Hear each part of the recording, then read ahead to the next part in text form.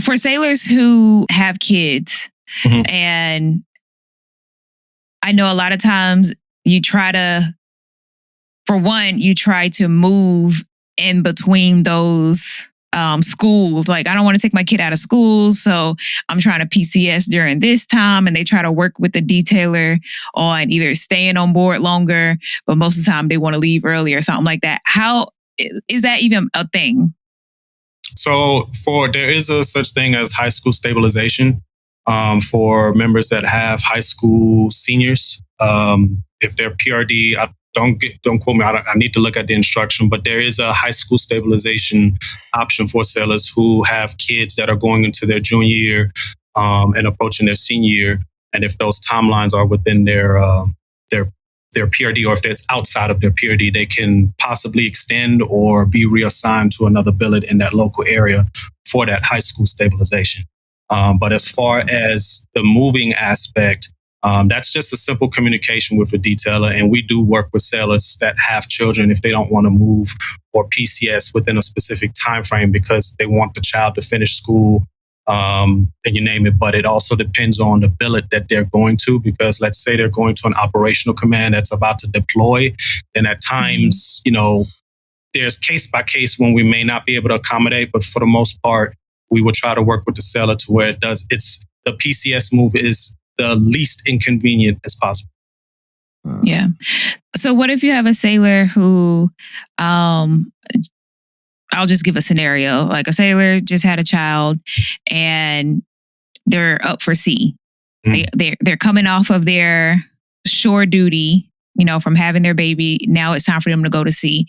They want to go to a duty station that's close to their family so that they have that support, because they feel like if they go anywhere else, if I go to Virginia, I don't know nobody in Virginia. If you send me, wherever, Mississippi, I don't know nobody down there. So I want to get to, this particular place because that's where I will have family support. How difficult is that for a detailer to work out for a sailor? It depends. So if there's we don't control the billets that are advertised.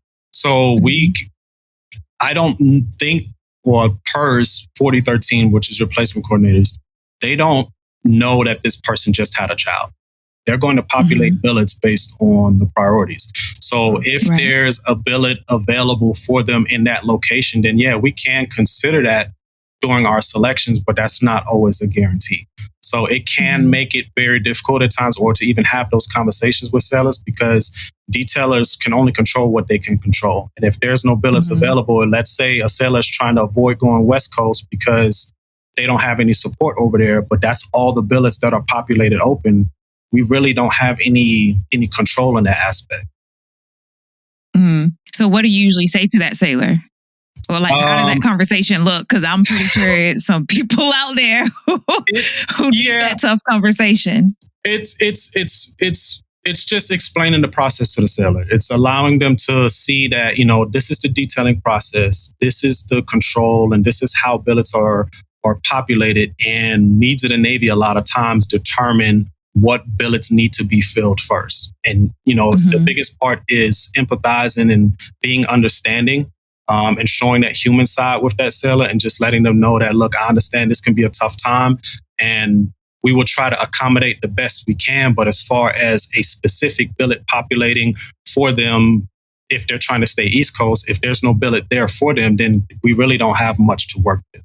So we will try to say, okay, well, since East Coast is not going to be an option, based on the billets that are populating on the West Coast, what will be your preference in that regard? And sometimes you do get sailors that are like, well, I don't want to go West Coast. I don't care where you send me. Just don't send me West Coast. I'm like, well, that's all we have. You know what I'm saying? That's all that's on the board. And, it's just a tough conversation. It's sometimes there's really no explanation or helping that sailor to cope with the fact that, hey, you're about to go West Coast. But I think a lot of past situations I've had, just explaining the process and being transparent with the sailor has helped out a lot, and sailors tend to come around.